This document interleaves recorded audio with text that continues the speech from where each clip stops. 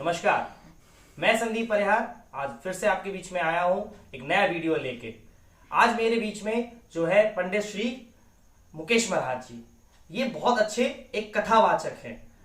आज का जो टॉपिक होने वाला है इनसे ही रिलेटेड है।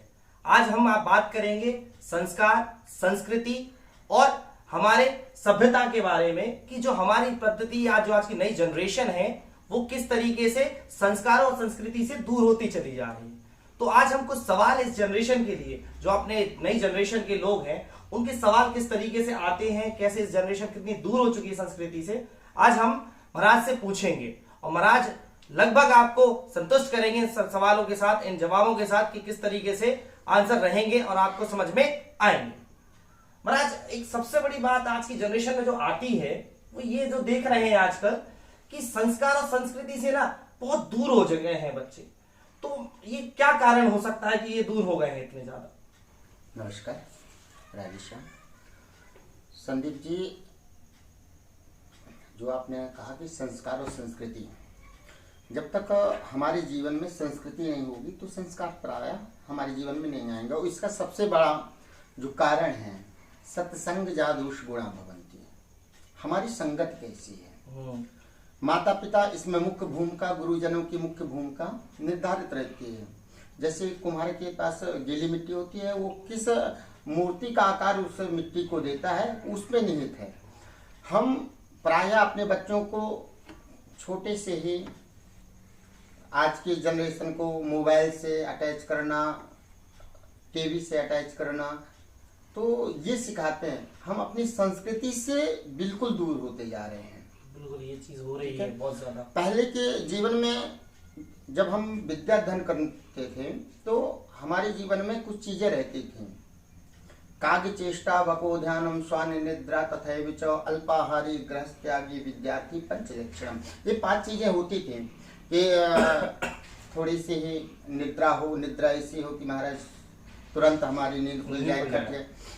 काग चेष्टा, कौवे की तरह ध्यान होना चाहिए, ये चली जाती। अब आज देखने को नहीं मिलती, क्योंकि आज की डेट में तो हम मूवी उसमें टीवी में चले गए, मोबाइल में चले गए। जो हमारा एकाग्र मन है उसमें, तो हमारी जो मेधा शक्ति थी वो प्रायः क्षीण हो गई। ये मुख्य भूमिका माता पिता ने निभाई।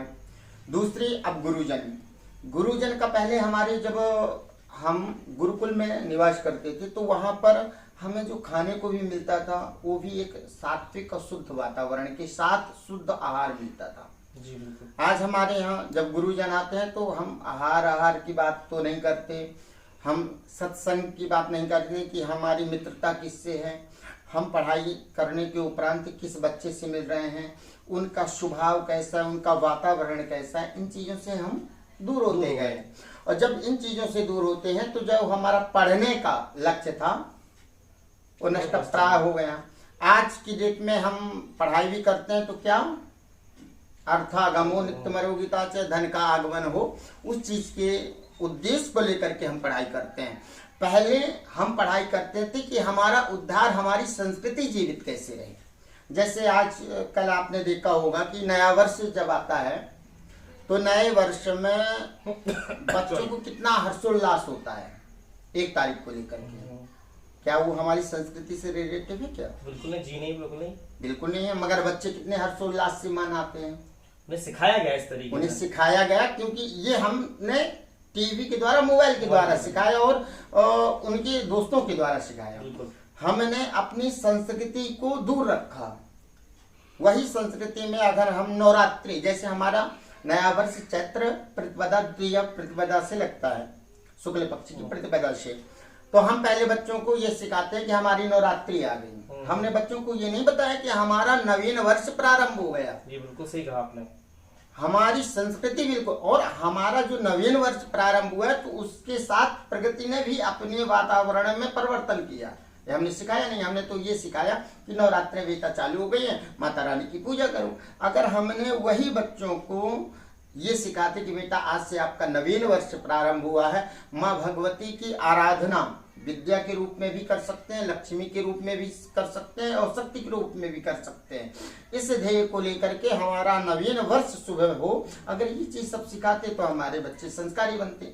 मूल रूप से मतलब आपका कहना ये है कि जो ये संस्कार नहीं या संस्कृति नहीं पहुंच पा रही, तो उसका मुख्य कारण माँ बाप है और गुरुजन भी है। गुरुजन भी है, दोनों क्योंकि उन्होंने सत्संग सही तरीके से नहीं है। तो मुख्य कारण अगर ये बोले तो हम, अगर आज आपके परिवार अगर आप बोले आपके तरीके से, तो मेन कारण जो हम बोलेंगे अगर, तो वो यही है कि माँ बाप है और दूसरे जो है कि वो उनके गुरुजन है। हाँ। उन्होंने वो चीज सिखाई ही नहीं है। इसके लिए मैं आपको एक छोटी सी कहानी 2 मिनट की बताऊंगा कि एक राजा वन में शिकार खेलने गया, तो वहां पर उसे प्यास लगाई, तो वो एक आश्रम में चला जाता है, प्यास लगी थी, आश्रम में गया तो वहां एक तोता रहता था। तो तोता ने कहा कि राजा को देख करके कि मारो पकड़ो काटो। राजा डर गया कि एक तोता भी इस प्रकार के वक्तव्य बोल सकता है, डर करके भागा, क्योंकि जहाँ के पशु पक्षी इतने खतरनाक तरीके से बोलते हैं तो वो वहाँ के निवासी कैसे होंगे। मगर प्यास लगी थी, आगे गया तो वहाँ एक आश्रम था, तो वहां पर भी एक तोता था। तो जैसे राजा को देखता है तो तोता कहता है, वहां से आइए, आपका स्वागत है, बैठिए, विश्राम करिए, जलपान ग्रहण करिए। तो राजा को आश्चर्य हुआ, तो राजा ने उस तोते से कहा कि आपके अंदर ये सद्भाव है। एक वहां तोता था वो मारने काटने की, तो उसने बताया कि अहम मुनीनाम वचनम श्रृणोमि गवासनानाम च वचा श्रृणोति। मैं मुनियों के वचनों को श्रवण करता हूँ और वो कसाईयों की वचनों को श्रवण करता हूँ। ना चास्य दोषो न च मे गुणो, ना इसमें मेरा कोई गुण है ना उसका दोष है। सत्संग जा दोष गुणा भवन्ति, सत्संगति से ही गुण दोष प्राप्त होते हैं। तो हम बच्चों को जैसे सत्संगति में डालेंगे, जैसे उसे ढालना चाहेंगे, बच्चे उसी रूप में ढल जाएंगे। बिल्कुल, आपने बहुत सही बात कही है कि सबसे बड़ा यही कारण है कि माँ बाप उस तरीके से सिखा नहीं पा रहे हैं, गुरुजन भी उस तरीके से नॉलेज नहीं दे पा रहे हैं, उन्हें वो जानकारी देते ही नहीं है, और फिर अपेक्षित करते हैं कि हमें वहां से वहां संस्कार, बच्चे संस्कारी हो जाए और अपने समाज के लेके आगे बढ़े। तो इसके लिए मुख्य कारण आपने यही बताया। दूसरी बात, अगर ऐसा होता है कि बाय द वे अगर लोग ऐसे चले गए, मतलब बच्चे जो हो जाते हैं, बड़े हो गए हैं, ये चीजें हो जाती हैं, तो अब वो कैसे वापस आए अपने इस संस्कृति की ओर? जब हम ये देखते हैं कि बच्चे प्रायः हमारी संस्कृति से दूर हो जाए, तो उस संस्कृति को लाने के लिए हमें बच्चों के रूटीन में, यानी प्रतिदिन की जो दिनचर्या है, उन परिवर्तन करना चाहिए। जैसे हमारा बच्चा आज की डेट में प्रायः आपने देखा होगा 7-8 बजे तक तो सो के उठती ही है। बिल्कुल, ये तो आज बहुत ट्रेंड हो गया है। ठीक है, हम अपने बच्चों को सुबह से उठाइए, सुबह से उठा करके सबसे पहले स्नान करवा करके, जैसे आपने रामायण में भी श्रवण किया होगा, प्रातः काल उठ कर रघुनाथा माता पिता गुरु नावहि में आता। सबसे पहले आप अपने माता पिता गुरुजनों को प्रणाम करना सिखाएं, स्नान कराएं, सूर्य अर्घ्य वगैरह दें, क्योंकि तेजो राशि समुद्भव, उन्हें एक बुद्धि का तेज प्राप्त होगा, जिससे उन्हें ज्ञान की प्रखरता बढ़ेगी। दूसरी चीज, उन्हें अपनी संस्कृति में डालिए। जैसे ही बच्चे अपनी संस्कृति को अपनाने लगेंगे, उनमें संस्कार भी निहित धीरे धीरे आने लगेंगे।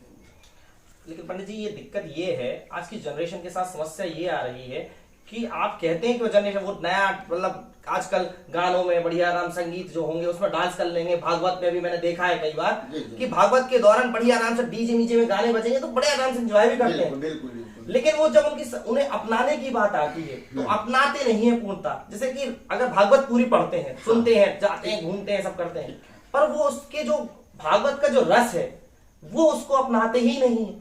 तो ये कैसे, मतलब इस चीज को कैसे करें कि वो चीज, रस जो है उनका, ये जो नॉलेज है उसकी भागवत का, उन तक या सीमित पहुंच जाए?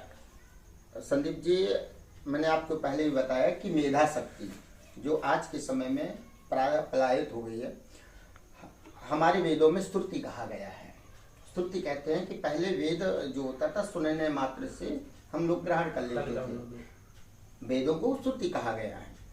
तो जब हमारे बच्चे 1-2 बार हम करते हैं, उन चीजों को ग्रहण नहीं करते, तो प्रायः बार बार यत्ने कृते यज्ञ सिद्धति कोत्र, बार बार जब वो प्रयत्न करेंगे तो उन्हें वो सफलता हमें आपको प्राप्त होगी। जब हम बार बार प्रयत्न करेंगे, करत करत अभ्यास के जड़मत हो ज्ञान, तो बार बार हमें पूरा रूटीन करना चाहिए, पूरा उन्हें कोशिश करनी चाहिए कि हमें बच्चों को ये संस्कार डालना ही ना। और दूसरी चीज, हमारे वेदों में बच्चों के लिए तो बहुत अच्छा कहा गया है, जब 5 वर्ष तक का हो तो दुलार करिए, 5 से 10 वर्ष तक यानी 15 वर्ष तक ताड़िए, तो ध्यान देना चाहिए, डांटना चाहिए कि गलत रास्ते पे ना आए। और जैसे 16 वर्ष में बच्चा लगे तो पुत्रम मित्रम समम लगे, पुत्र और मित्र समान भाव से हो जाना चाहिए। परंतु हमारी जनरेशन कहाँ कमजोर हो रही है, 5 से 15 वर्ष तक बच्चों को ताड़िए, तो यानी देख, ये नहीं है कि ताड़ना दीजिए, देखिए कि बच्चे किसके साथ मिल रहे हैं, किसके साथ रह रहे हैं, कैसा वातावरण कर रहे हैं, ये हमारी सबसे बड़ी। और हाँ, और जब बच्चा 16 वर्ष का, तो पुत्र मित्रम समम लभेत, ये चीजें होनी चाहिए। नहीं, लेकिन दिक्कत क्या आती है कि जब हम कहते हैं ना उनसे कि नहीं आप संस्कृति की ओर जाइए, तो बच्चे क्या चिड़चिड़े हो जाते हैं, वो कहते हैं हमें नहीं जाना, वो और उल्टा दूर जाते हैं। आप प्रयास की बात कर रहे हैं, बिल्कुल कहते हैं, लेकिन पेरेंट्स तो प्रयास करते होंगे, ऐसा नहीं कि नहीं करते, मेरे पेरेंट्स भी, सबके पेरेंट्स करते हैं, पर ऐसा नहीं होता, वो दूर भागते हैं उल्टे बच्चे। तो उसके लिए ऐसा क्या करें? संदीप जी, जब बच्चा छोटा होता है तो हम मोबाइल देते हैं, तो वो मोबाइल को फेंक देता है, तो अपन बार बार देते हैं, वो धीरे धीरे उसका मन मोबाइल में लग जाता है। जब बच्चे हमारे ये देखते हैं कि हमारी संस्कृति संस्कार से दूर चले गए, तो माता पिता का फर्ज है कि आज के समय बच्चों को समय दें, परिवार वृद्धजनों के साथ बैठ करके चर्चाएं करें, संस्कार युक्त चर्चाएं हों, साहित्यिक चर्चाएं हों। आपने इतिहास में पढ़ा होगा, वीर शिवाजी महाराज ने अपनी माता से ही संस्कार प्राप्त किए, महाराणा प्रताप ने अपनी लीलाबाई जी से ही संस्कार प्राप्त किए। तो जब हम समाज में उसे रखेंगे, माता पिता का कैसे आदर करना है, कैसे सम्मान करना है, पूर्वजों से कैसे बोलना है, ये जब हम उसे बार बार अपनी सामाजिकता में डालेंगे, तो बच्चा प्रायः उस लाइन पे आ जाएगा। परंतु आज की डेट में बच्चे विमुख इसलिए हो रहे हैं कि माता पिता शाम के आए, उन्होंने अपना मोबाइल निकाला, बच्चे को अपना मोबाइल होगा, तो ये सब विमुख होते जा रहे हैं, संस्कार और संस्कृति दोनों से विमुख होते जा रहे हैं। धन्यवाद महाराज, आपने बहुत अच्छी बात कही है, और आपका मुख्यतः यही कहना है कि जो पूरी बात समझ में आई, मुझे जितनी समझ में आ रही है वो यही आ रही है कि जो संस्कार है वो पेरेंट्स लेके नहीं जा पा रहे हैं, और गुरुजन दोनों जन, ये दोनों में कमी है थोड़ा।